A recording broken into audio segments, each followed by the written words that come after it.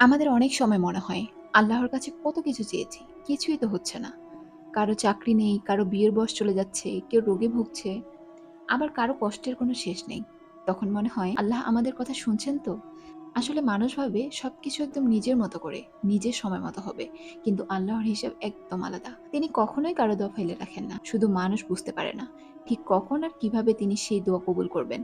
অনেক সময় যা চাচ্ছি সেটাই যদি তখনই পেতাম, সেটা হয়তো আমাদের জন্য ভালো হতো না। অনেক সময় একটু দেরি না হলে মানুষ সাবধান হতে শিখতো না।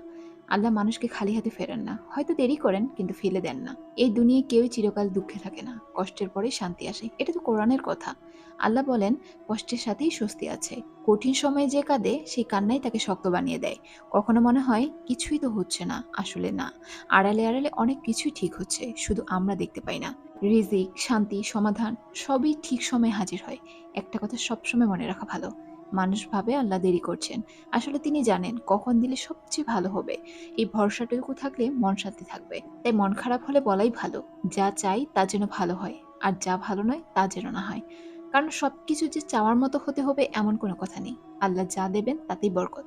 তাই আর দুশ্চিন্তা নয়, চেষ্টা করতে হবে, দোয়া করতে হবে, আর ভরসা রাখতে হবে যে রব কখনো আমাদের হতাশ করেন না। যা দিবেন সেটাই ঠিক সময়ে, ঠিক জায়গায়, ঠিক পরিমাণে, কারণ তিনিই সব জানেন।